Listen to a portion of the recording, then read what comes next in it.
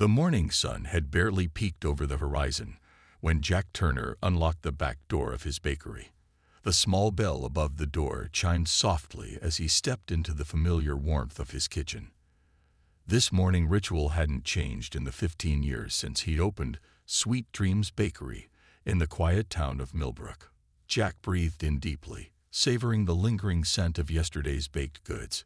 His weathered hands moved automatically, pulling out mixing bowls and setting up his workspace. At 45, he'd mastered the art of timing his bakes perfectly. The town's early risers would arrive just as the first batch of croissants emerged from the oven, golden and flaky. As he worked the butter into his pastry dough, a strange blue light filtered through his kitchen window. At first, he thought it was just a peculiar reflection from a passing car. But when the light grew stronger and a low humming filled the air, Jack's hands stopped moving. Probably just some kids playing with new gadgets, he muttered to himself, trying to focus on the laminated dough before him. The humming grew louder, and suddenly his electric mixer started spinning on its own. Flour containers rattled on their shelves, and the thermometer on his oven began cycling through impossible numbers. The back door swung open without a sound. Jack turned, still holding his rolling pin, and found himself face to face with what could only be described as an alien. The being stood nearly 7 feet tall, with silvery skin that seemed to shimmer like the surface of a calm lake. Its 4 eyes blinked in sequence, and what appeared to be a translator device hung from its neck. Baker Jack Turner, the alien spoke, its voice surprisingly warm and human-like. "I am Ambassador First Class from the Galactic Council. You may call me Blue." The ambassador's color shifted slightly, living up to the chosen name. Jack looked down at his flour-covered apron, then back at the alien. "Would you like a croissant?" he offered, falling back on years of customer service experience. The ambassador's eyes crinkled in what might have been amusement. "Your reputation for hospitality precedes you, Baker Turner. But I'm afraid I'm here on a matter of grave importance. The galaxy stands on the brink of war." Jack slowly placed his rolling pin on the counter. "And you're telling me this because you, Baker Turner, might be our last hope for peace." Blue moved further into the kitchen, examining the various tools and ingredients with obvious interest.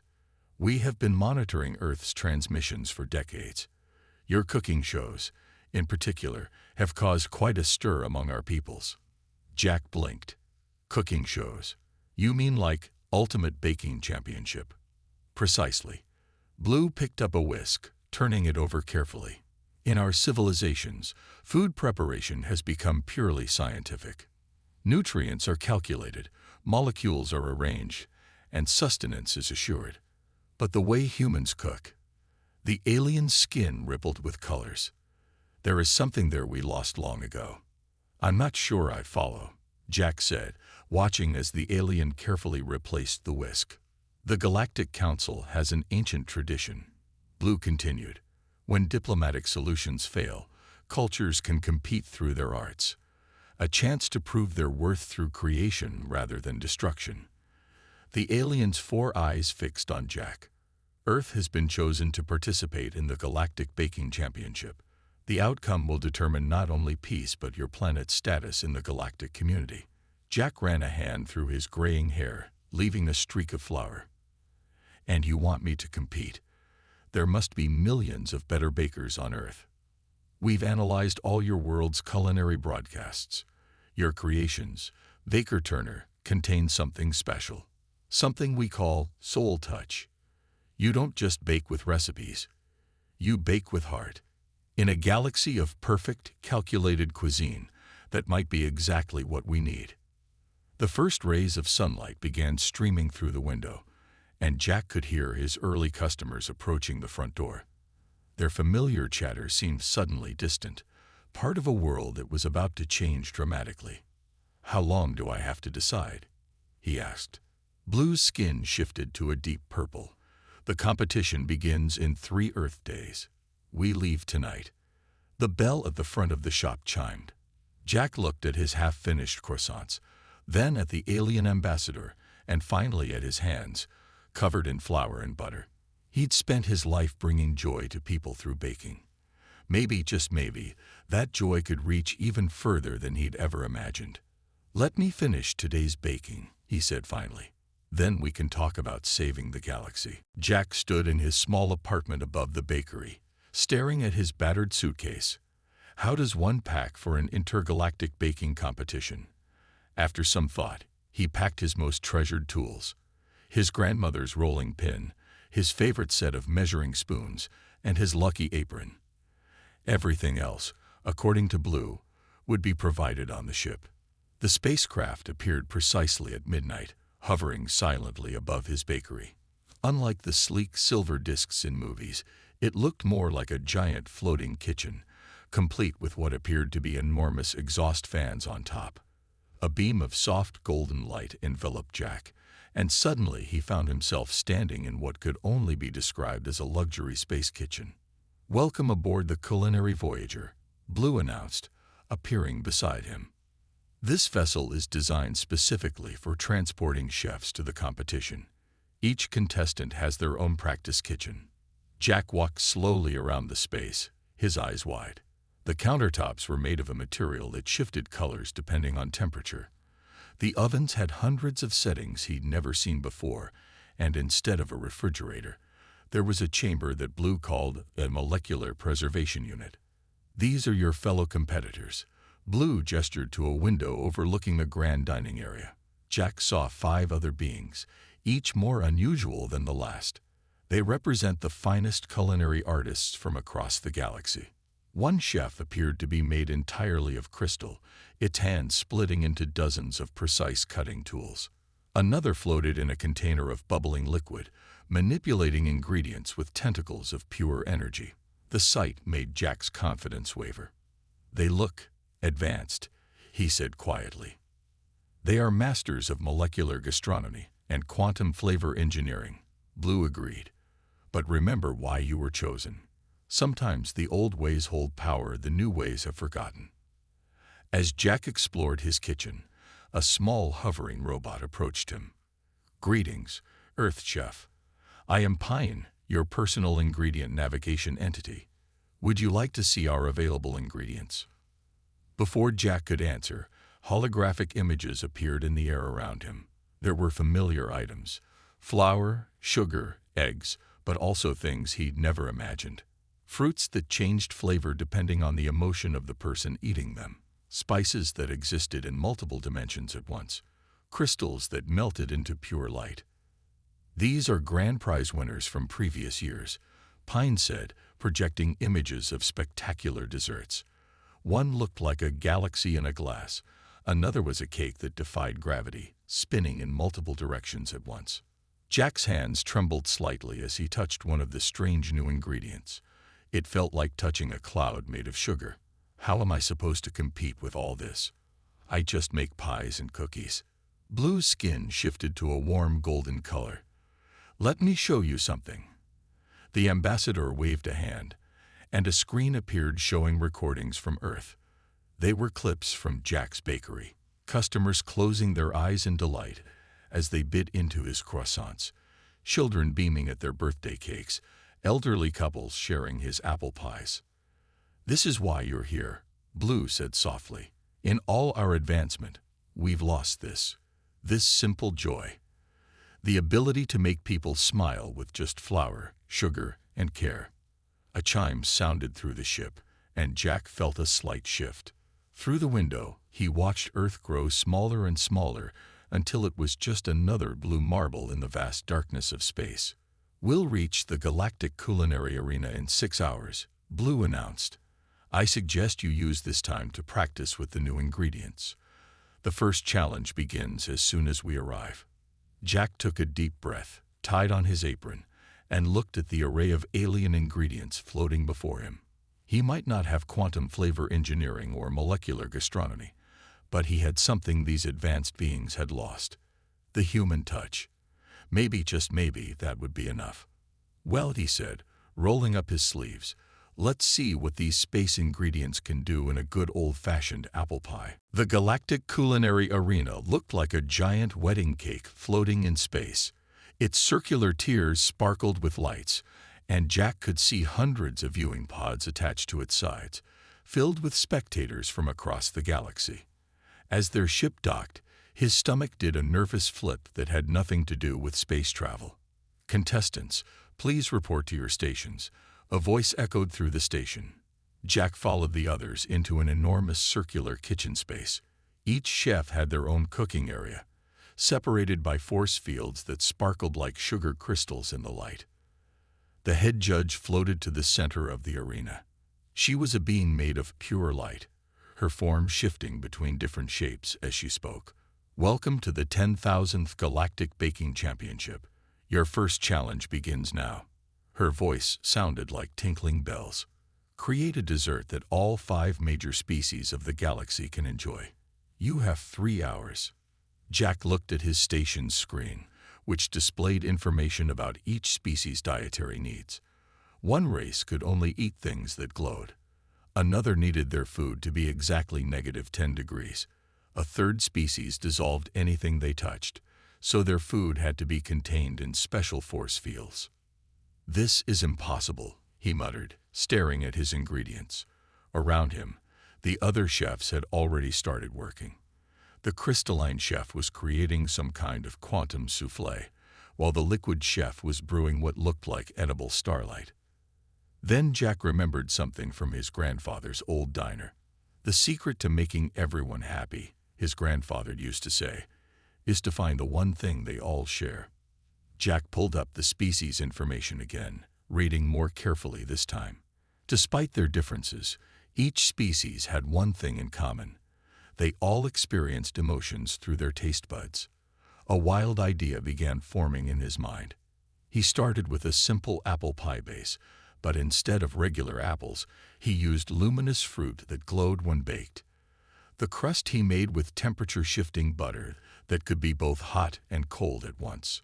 For the filling, he added emotion-enhancing spices that would bring back each taster's happiest food memory. As he worked, Jack noticed something strange. While the other chefs used elaborate machines and quantum tools, their desserts looked perfect but somehow lifeless. His pie, though simpler, seemed to give off a warm, inviting glow that had nothing to do with the luminous fruit. The floating judge drifted by his station, all 4 of her energy tentacles twitching with curiosity. "You're using hand movements to mix. How? Primitive." But she kept watching as Jack crimped the edges of his pie by hand, putting in the little extra twists that his grandmother had taught him. With 30 minutes left, disaster struck. The crystal chef's quantum soufflé exploded, sending shards of space-time flying everywhere. Jack's pie was hit by a temporal wave, aging it 50 years in an instant. His heart sank as he watched it turn black. But then he noticed something. The temporal wave had actually enhanced the emotion spices, making them 50 years more potent. The accident had created something entirely new, a pie that could share 50 years of joy in a single bite. When time was called, Jack presented his creation, time-touched memory pie. The judges approached one by one, the light being glowed brighter after tasting it. The crystal judge chimed like bells.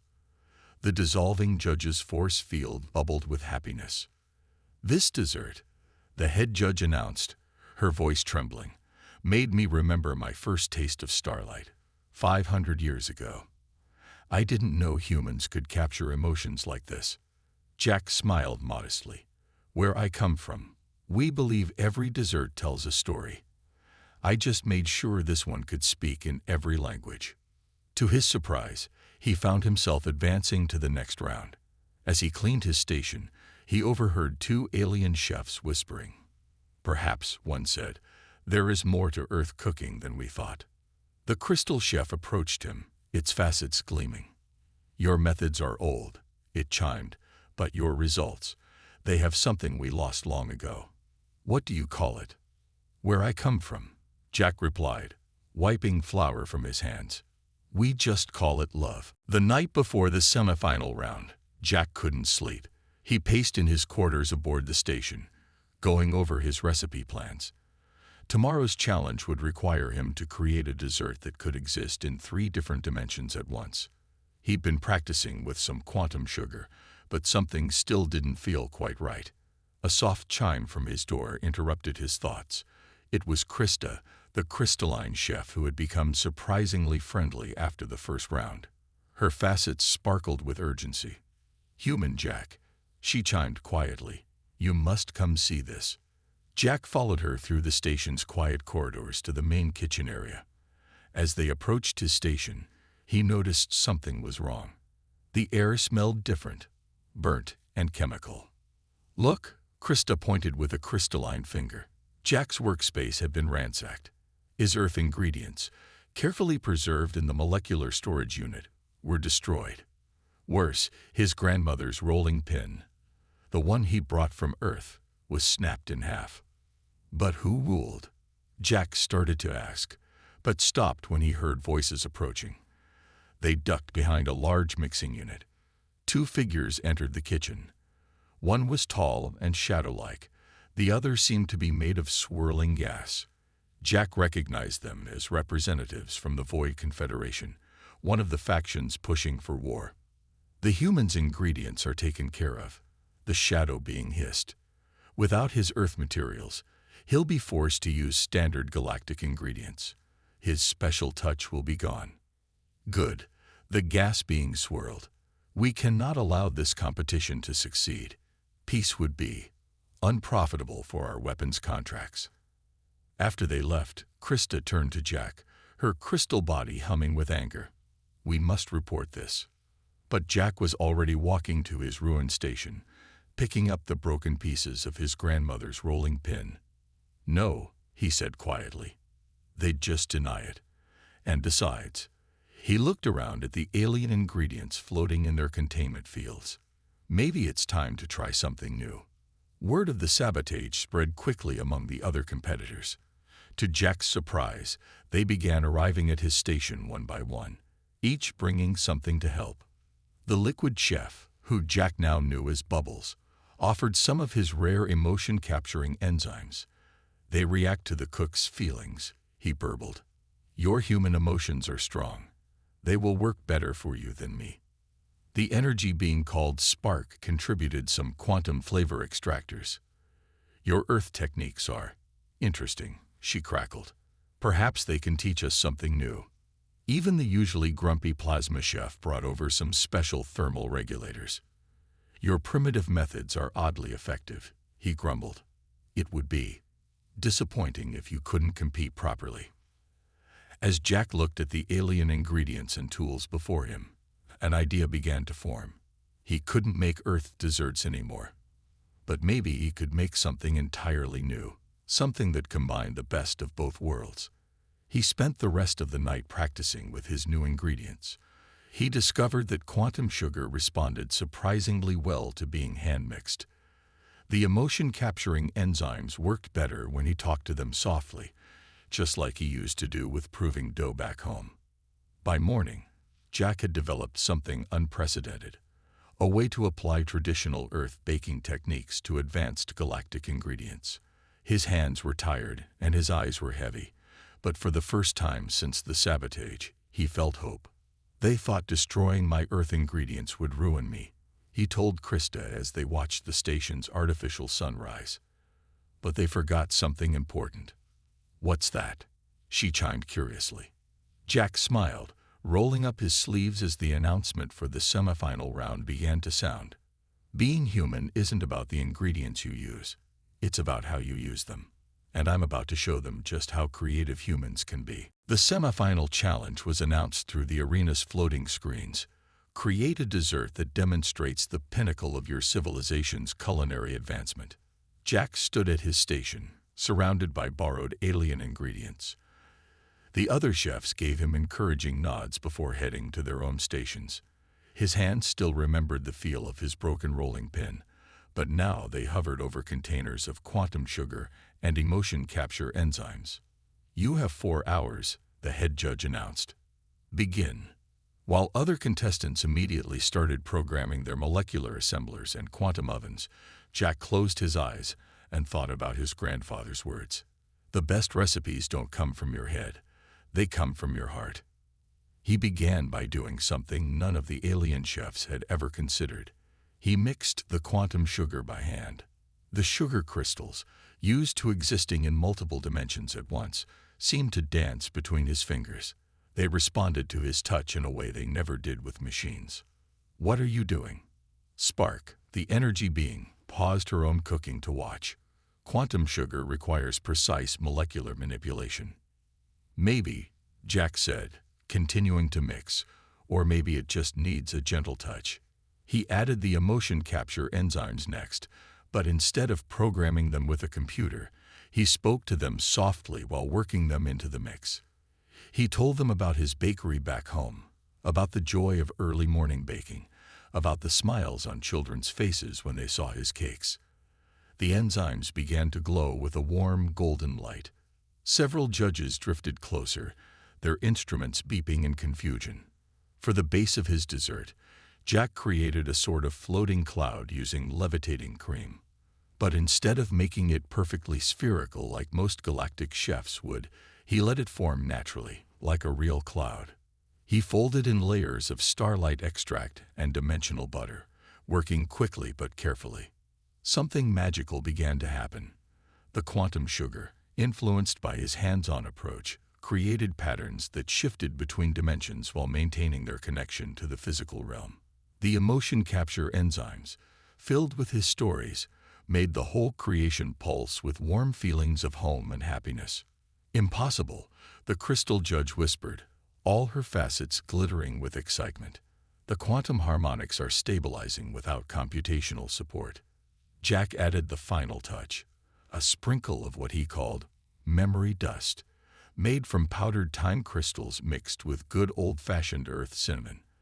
As it settled on the floating cloud, it created tiny windows into different moments of joy from across the galaxy. When time was called, Jack presented his creation, the quantum crystal sugar cloud. It floated in the air like a dream made solid. Parts of it existed in multiple dimensions, creating a shimmering effect that made it look both there and not there at the same time. When the judges approached, they could smell whatever reminded them of home, and each bite tasted like their happiest memory. The head judge, after tasting it, actually started to cry light tears. This is impossible. You used no computers, no molecular assemblers. How?" "Sometimes," Jack explained, wiping his hands on his apron. "The old ways worked best. Everything I used was galactic, but the technique, that was pure Earth. We believe that good food needs one ingredient you can't manufacture: love." The crowd of spectators erupted in cheers. Even some of the other competitors were applauding. The crystal chef, Krista, chimed happily, "You've shown us something we forgot long ago. That cooking is an art, not just a science." As Jack looked around at the amazed faces and other sensory organs of the crowd, he realized something important. He hadn't just created a new dessert. He'd shown the galaxy that sometimes the most advanced solution isn't always the best one. Sometimes you just need human hands and a human heart. The scoreboard flashed. He was advancing to the finals. But more importantly, he could see in the judges' eyes that something had changed. They weren't just tasting his food anymore. They were beginning to understand what humanity could offer to the galaxy. The morning of the final round, the galactic culinary arena was in chaos. News had spread that diplomatic talks between the warring factions had broken down completely. The Void Confederation was threatening to leave the competition, which would automatically trigger a galactic war. Jack found Blue pacing in the preparation room, the ambassador's skin shifting through worried shades of gray. "The situation is worse than we feared," Blue said. "The final round might be our last chance to prevent war."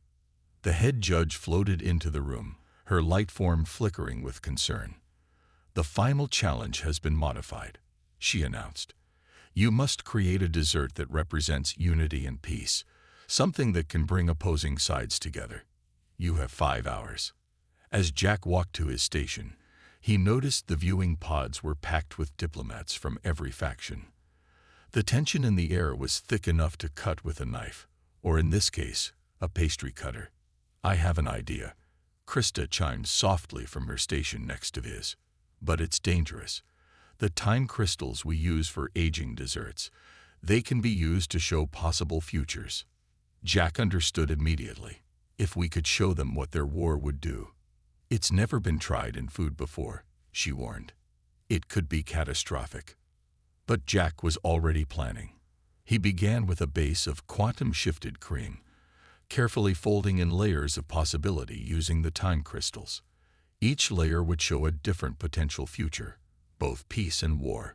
He added emotion capture enzymes programmed with feelings of hope and unity. The Void Confederation representatives watched from their pod, their dark forms swirling with suspicion. Jack could feel their eyes on him as he worked, but he kept his movements steady and sure. Halfway through the challenge, warning alarms blared through the station. The artificial gravity flickered. Sabotage detected in the station's core, a computer voice announced. Several cooking stations lost power. But Jack didn't stop.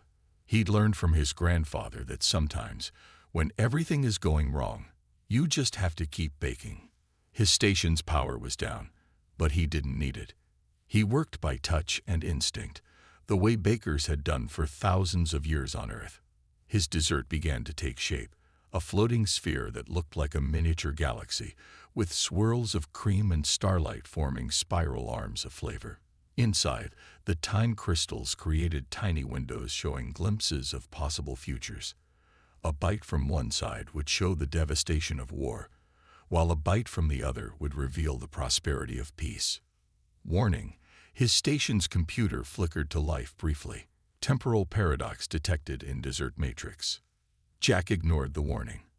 He added the final touch, a sprinkle of what he called hope dust, made from crystallized dreams and simple earth sugar. The entire creation began to glow with a soft, warm light that somehow made everyone who looked at it feel a little more optimistic. As the final seconds counted down, Jack noticed something extraordinary. His dessert was affecting the time-space around it. In its reflection, you could see both the past and the future, all the possibilities that lay ahead. It wasn't just a dessert anymore. It was a window into what could be. Time's up, the head judge announced. Present your final creations. Jack looked at his dessert, now floating serenely above its plate. He'd named it Tomorrow's Promise.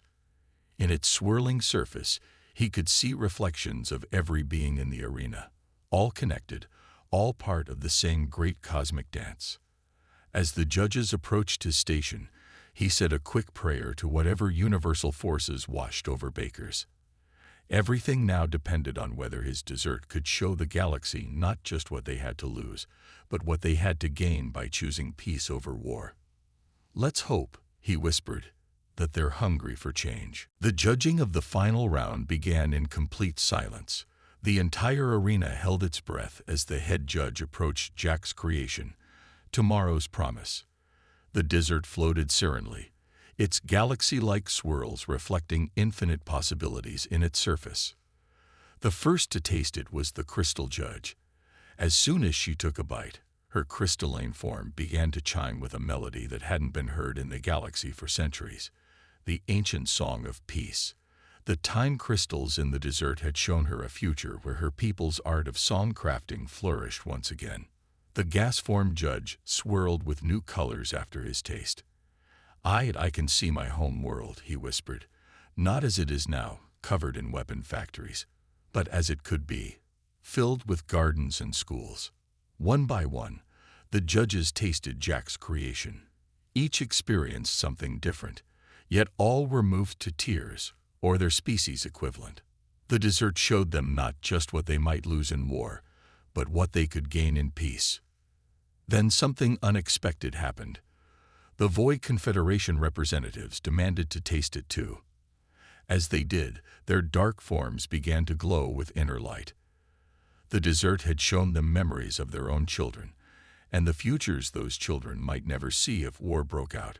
The time crystals, Krista explained to the amazed crowd, they're not just showing possible futures anymore. They're showing truth. The truth that we're all connected, all part of the same galaxy. The head judge raised her glowing hands for silence. In all my centuries of judging, she announced, her voice trembling, I have never seen anything like this. This isn't just a dessert. It's a bridge between worlds, a window into what we could be. She turned to the diplomatic pods. How can we speak of war when we have just witnessed what peace could taste like? The Void Confederation's leader stood up. We? He paused, his dark form shifting. We withdraw our threats of war. Perhaps it's time to talk again. Cheers erupted throughout the arena. Krista's crystalline form chimed with joy, and Bubbles the liquid chef splashed happily in his container. Even the grumpy plasma chef was glowing brighter than usual. Baker Jack Turner, the head judge, announced, you have not only won this competition, you have shown us that the simplest things, a shared meal, a moment of joy, a taste of hope, can change the course of history. Blue approached Jack, the ambassador's skin now a brilliant happy gold. Earth will be granted full membership in the Galactic Council. Blue announced, your people have much to teach us about the power of creating with heart. In the days that followed, Jack helped establish the first intergalactic culinary academy, where chefs from across the galaxy could learn to combine advanced techniques with the simple touch of hands-on baking. His little bakery back on Earth became a popular tourist spot for aliens wanting to taste authentic human desserts. But most importantly, every year on the anniversary of the competition, beings across the galaxy would gather to share desserts and remember how a simple baker from Earth had shown them that the ingredients for peace had been within their reach all along. They just needed someone to put them together with love. You know what's funny? Jack told Krista one day, as they watched students from a dozen worlds learning to knead dough by hand. When I first came here, I thought I was behind everyone else because I didn't have advanced technology. And now, she chimed curiously. Jack smiled, showing a young gas form being how to properly fold pastry dough. Now I know that sometimes the oldest methods are the best ones, because when you make something with your hands, you put a piece of your heart into it. And hearts, it turns out, are the same throughout the galaxy.